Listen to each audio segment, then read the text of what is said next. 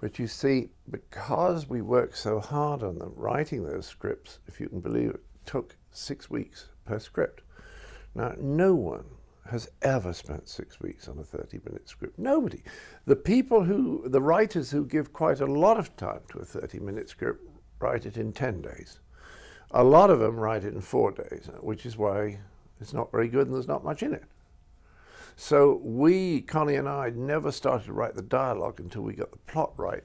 And that usually took us 2.5 to 3 weeks. Then once we got the plot, we would start writing the dialogue. No, she was the one he had with him the third time. The first one was the dowdy one, then his wife, then her, and now this Red. Oh, yes, that must have been lovely. Number 12. Let's see. Thank you. How very lovely. Yes, that was them. What interests me, you see, is people often ask me why I did commercials. And the reason I did commercials was to buy the time to write these things with great care. And if I hadn't been doing commercials for Schweppes and what was the other one? General Accident and these kind of people, if I hadn't been, I would have had to write the episodes much faster and they wouldn't have been as good. Doctor? Yes? I'm terribly sorry we hadn't been told. We hadn't been told you were a doctor. Oh. How do you do, Doctor? Very nice to have you with us, Doctor. Thank you. You're in room 5, Doctor. And Mrs. Abbott, how do you do? Dr. Abbott, actually. I'm sorry? Dr. Abbott. 2 doctors. You're 2 doctors? Yes. Well, how did you become 2 doctors? It's most unusual. I mean, did you take the exam twice? Or? No, my wife's a doctor.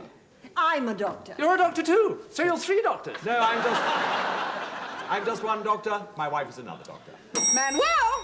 When you're writing a television series, at the very beginning, of course, you don't know the characters anything like as well as you do by the time you get to the end, because you're developing them, and then if you're playing them too, then you're learning about them all the time, and your understanding them gets deeper. In fact, when I write movies, I like to involve the actors in the later stages of the script, because if you involve them, after a time, they begin to understand the character they're playing better than you do, so they can feed stuff back to you. But as a writer, you have to be very careful about what they feed back, because they might feed back something that's right for their character that isn't right for the whole overall piece. So the writer sort of maintains the overall control, but I like the idea of inviting the actors in. For example, I'm writing a movie at the moment that we'll probably make at the end of next year with Lisa Hogan, who's an old friend of mine, and we had